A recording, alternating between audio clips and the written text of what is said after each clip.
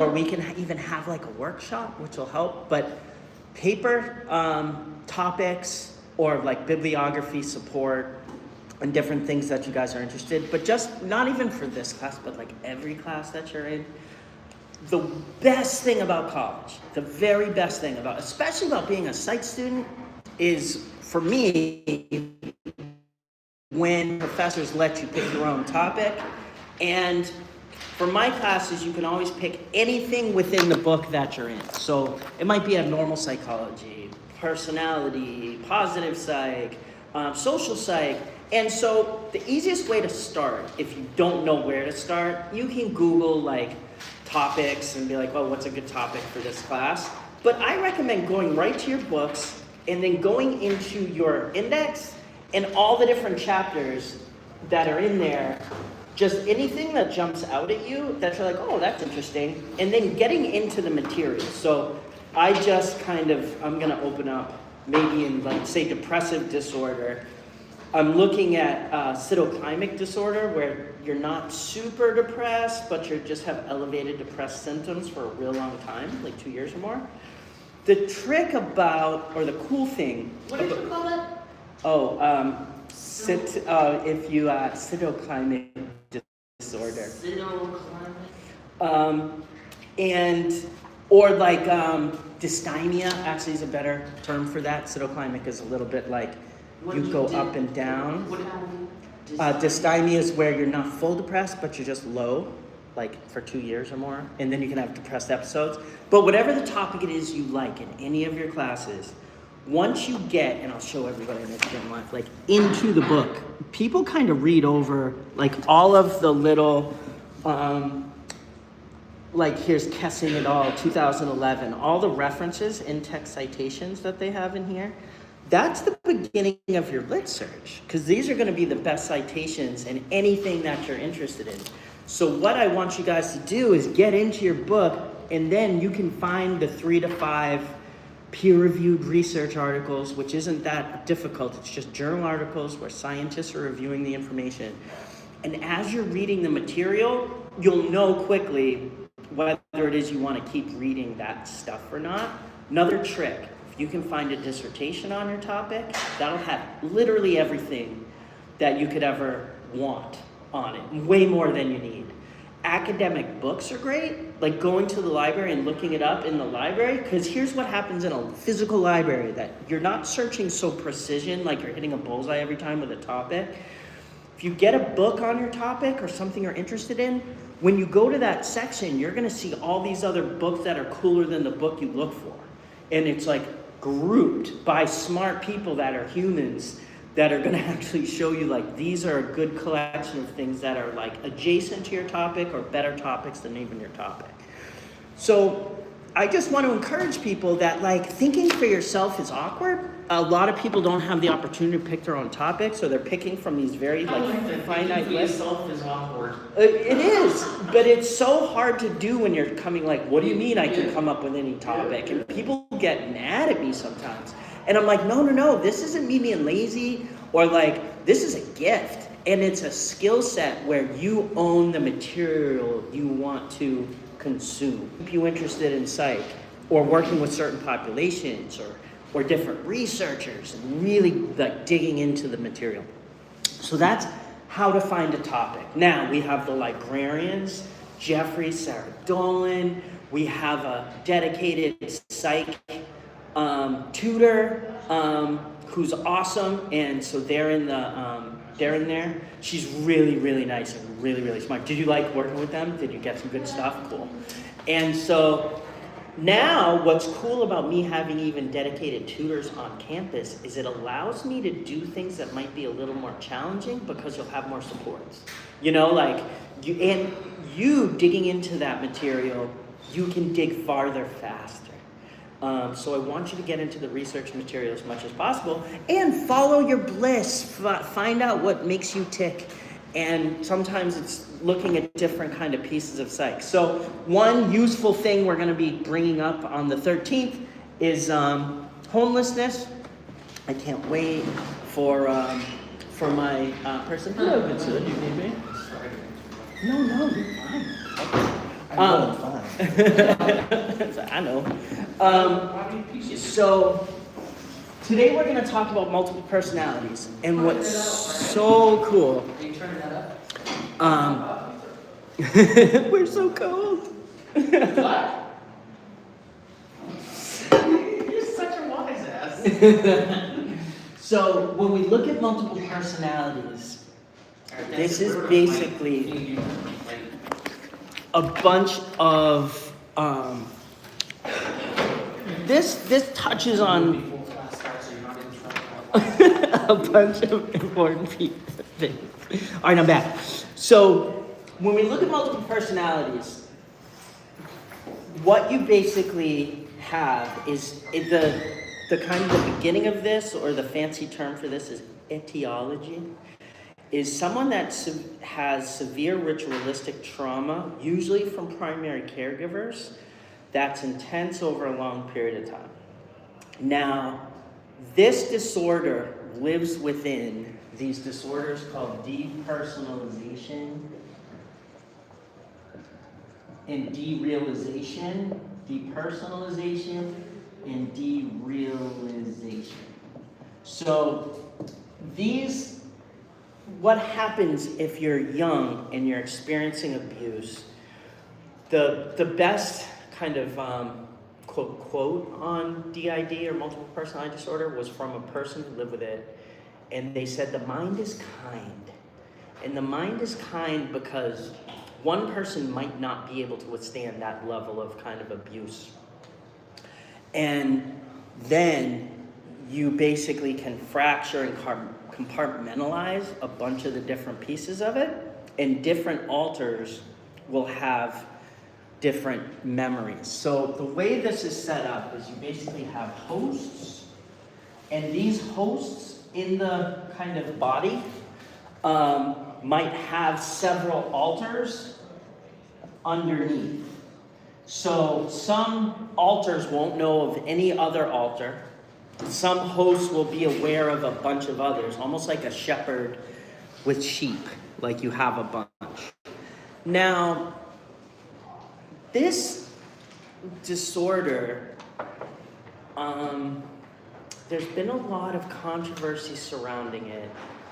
In some textbooks, they were trying to make this kind of be a, like they were kind of talking about it in terms of like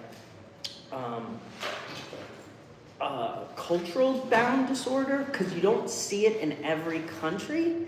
You see it like in the Western Europe, America, and that it might just be because it's hidden, or people will call it like possession or something else. But this is something you see more in Western culture. The other piece to it too is just, I used to think about this as being like a fractured psyche. Like you're a plate, and then you break that plate, and all the plate has different jagged pieces that break off. And those broken parts, like you start as whole, and you break into different pieces. But this psychoanalysis, Anna Klein, who, if you're interested in DID, is probably the biggest, most well-cited of all of that, looked at it more like the branches of a tree. So if you're a kid, and especially if you're a kid, or even a person like an adult that has a really good imagination, and you have like a rich fantasy life, where you can kind of like go outside yourself and be somewhere else, this is more developmental. Because if you think about trauma happening at different points in somebody's like sideways look at time, or their developmental kind of progression, what happens is different alters basically stay and stop and hold at different places.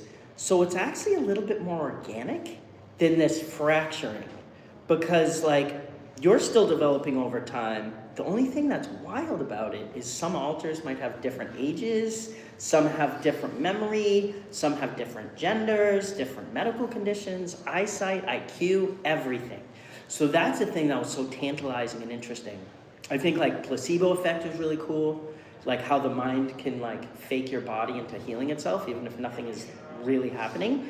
And multiple personalities is just absolutely fascinating to me. Yeah. What's fascinating to me, okay, so the movie where the guy he's murdered, like he has this Split. Split. Yes. Yeah. Okay, right. So then I think about that, right? So what you're talking about. So what, like, do they?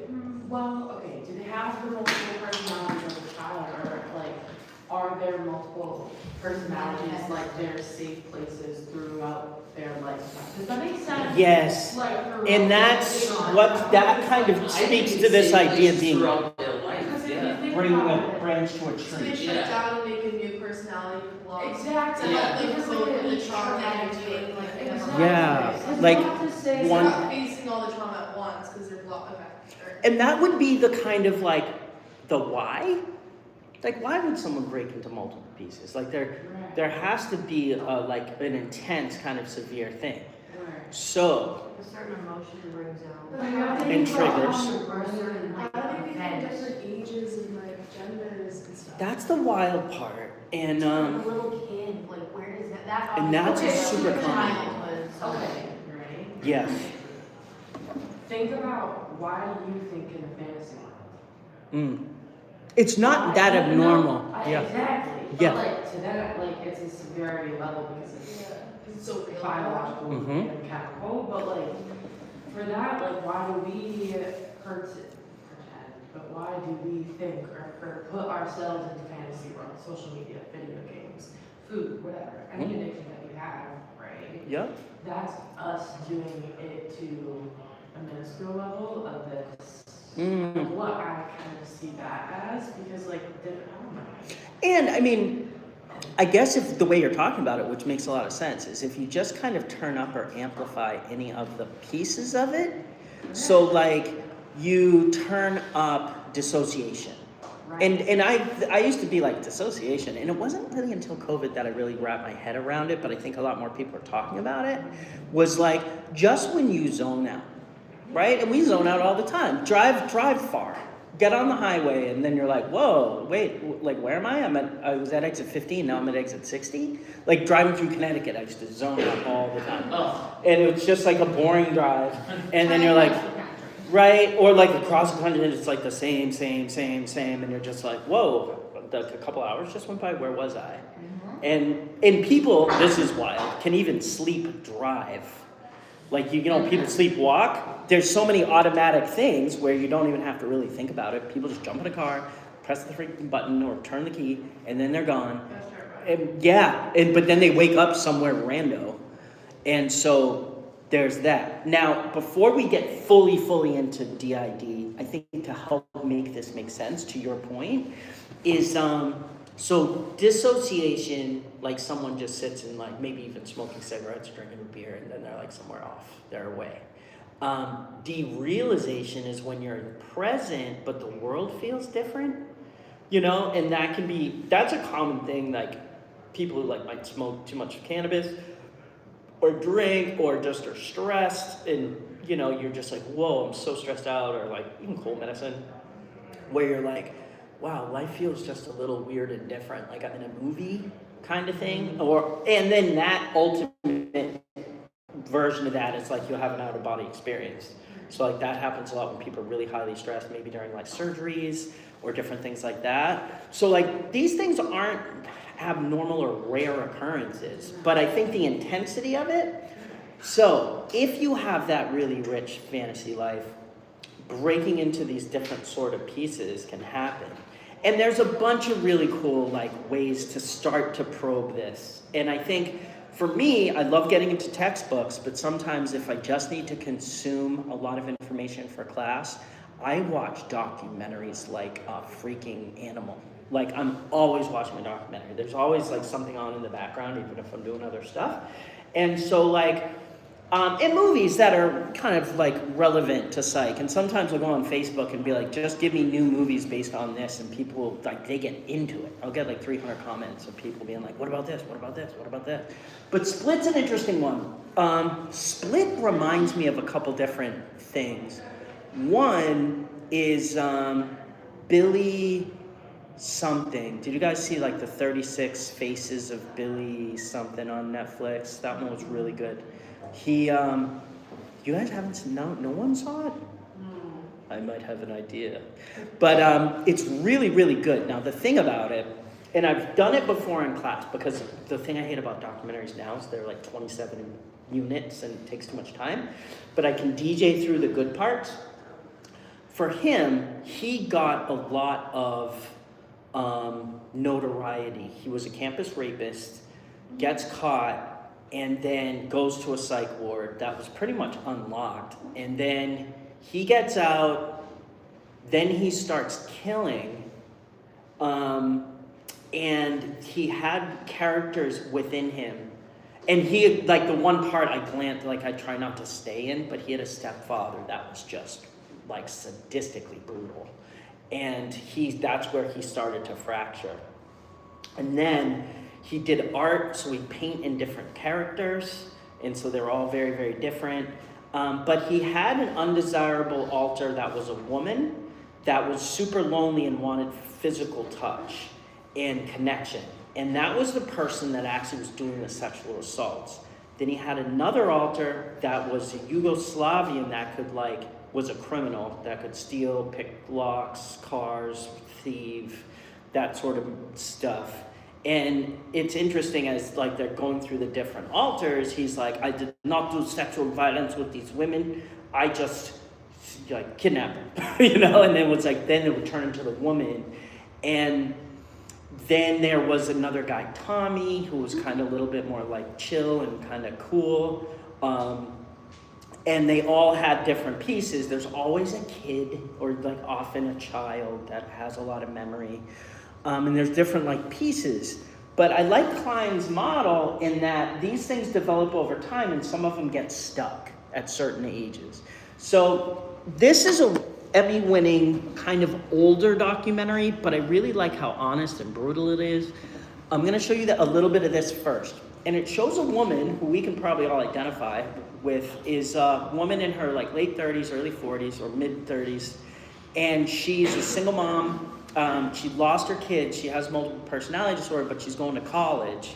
And then her alters will actually take classes for her. And she has this one 14-year-old in her system that's called Myself. And Myself is a destructive alter that is really good at schoolwork and doesn't get stressed. She's very sociopathic, but she's just this is the information I need to do, and she's just matter of fact, and she does it.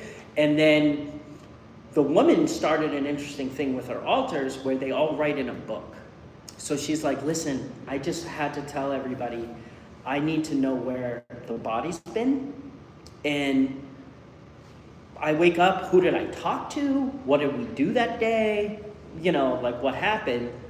And so all the alters will write in this book, and they have different handwritings and different stuff. Now, a little bit of a trigger warning for self-harm, but I'm going to show you this right now. And it's one of my favorite documentaries of all time. I want to find newer ones. But this is basically DID. You need to write down disassociation. No, what's that? It says derealization. Oh, derealization. No, depersonalization. Oh, sorry, is that So you said derealization. Personalization and derealization are two different things. So derealization is when you're present but the world feels different, right?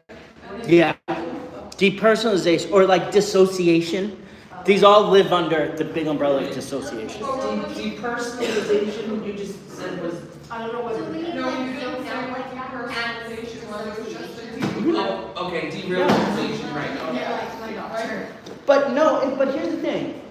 That's not always bad. I don't know what depersonalization is. So depersonalization is based, so derealization is you're completely present. But the world feels Yeah. different. It feels a little weird. It's just feels like you're, I feel Like like I you're- don't do that. I Me feel too. like, I feel like What was recently, just doesn't feel depersonalization? Depersonalization is you're either out of your body, you're not concerned with your own personal history, and you're gone. Now, have you guys heard of a fugue state? Would that be out of touch with oneself? Yes. Yeah, right. Yeah. So turn up the knob of zoning out as hard as you can.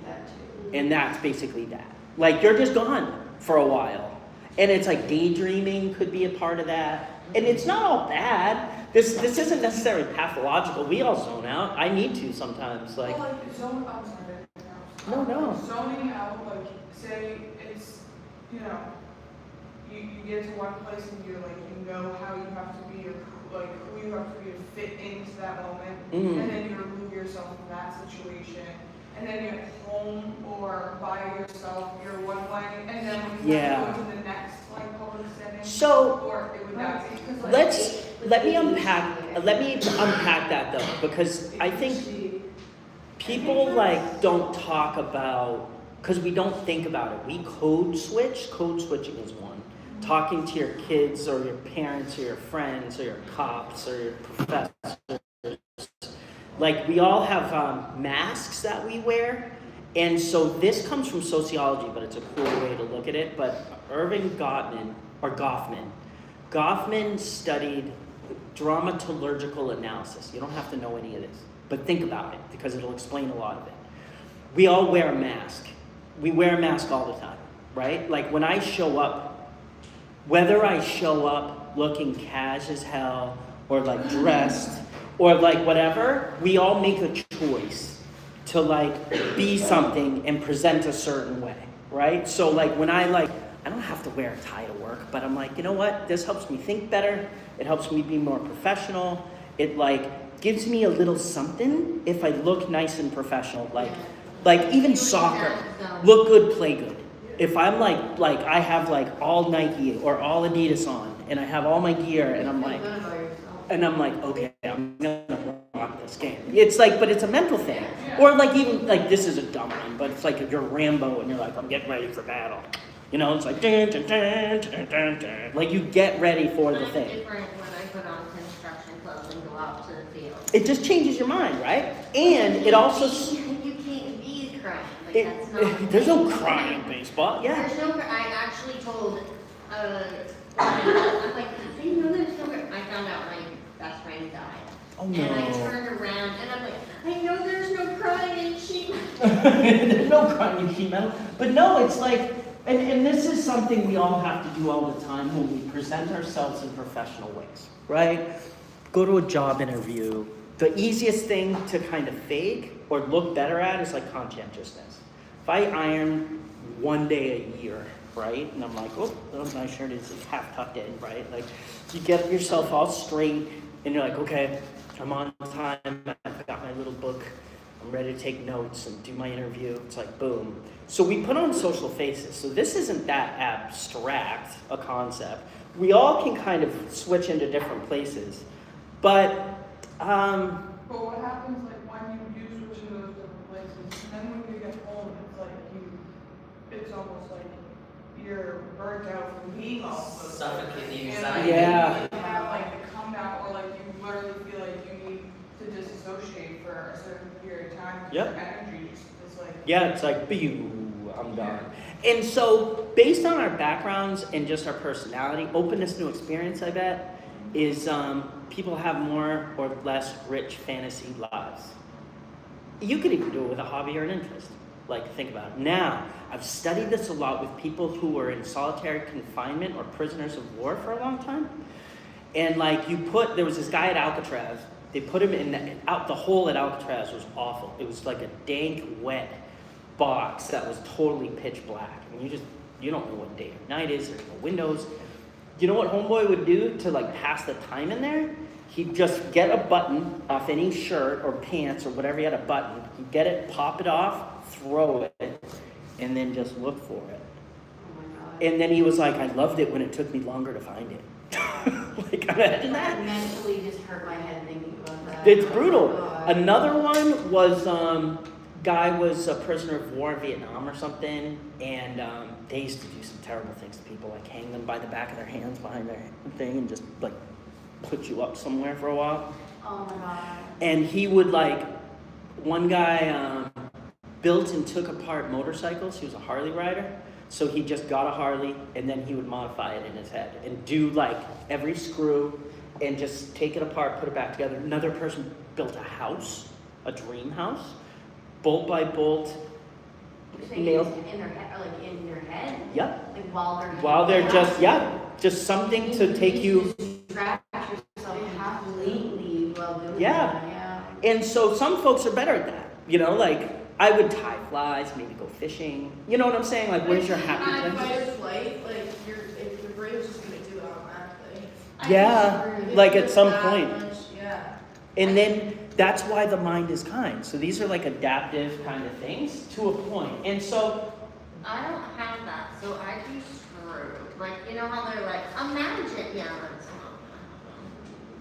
and I'm just ancillary to this, studying like SEER training, survive, escape, resist, training in the military. If you're behind enemy lines and stuff and you're likely to, or possibly could get captured, like special forces or you're in planes and stuff, they can break bones, just no major ones. Like you sign all your life away and then they keep you in boxes that are little 4x4s that you can't sit, stand, crawl, like you're just uncomfortable all the time. And then they do a bunch of psychological things to try to break you down. And the idea is you'd get trained to resist it and keep the information that you have if you're captured. Because your only usefulness is if you have something they know, because then they can just kill you. So it's like, how do you resist torture? And I was even thinking, like, if someone's inflicting pain on you, do you focus on the pain or do you put your brain somewhere else? Like, where do you put your head? You know what I'm saying? Like, focusing on it. But in this way, if you have DID, literally different characters will have different memory. So one organism doesn't have to just withstand all that at once. So it's sort of beautiful if you think about like the kindness that your mind can have in it. And let me show you this. So What this, age does it like set at normal? and then discovering it is hard too. And I don't know, but it probably starts from very early childhood trauma onward. I don't think like an adult that just all of a sudden like has like a bad relationship or something or whatever, like, or trauma in like the world or even combat is gonna probably fracture like that. I've watched so many. You don't think that it was build up of time in something traumatic in an adult's lifetime, in an adult's life, that it would like just break? Do you know what I mean? There will be triggers, and depending on like people's transitioning, maybe getting fired from work, relationships, stress, like alters will switch. Now here's the hard part about this. I'm gonna kind of show you the end game. And I'm gonna turn this off because I'll get copyright infringement.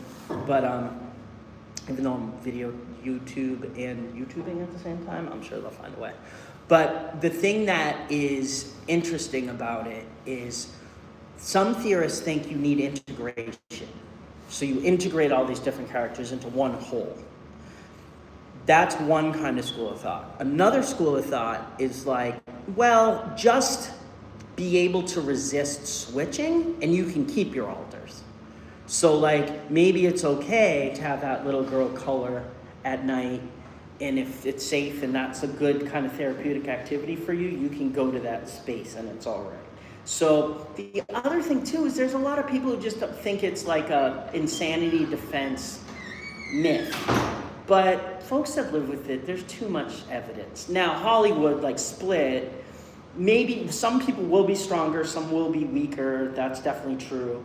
But like it just jumps the shark when dudes like crawling upside down on the freaking ceiling. Like, come on, man, like why do you have to ruin it for me? But I get it's more of a superhero movie than it is a like real DID thing. So this is my favorite, and I'm gonna edit out some of the self-harm pieces and a couple of these parts, but I know this looks old, but it's so good. Like this is the best one I've ever found, and I'll try to find new ones. If you guys find documentaries on this that are newer, let me know. But I'm gonna shut down the YouTube live, and I just want you to experience it a little bit, and we'll develop some empathy and stuff. In 30 minutes, that was good. Thanks, everyone.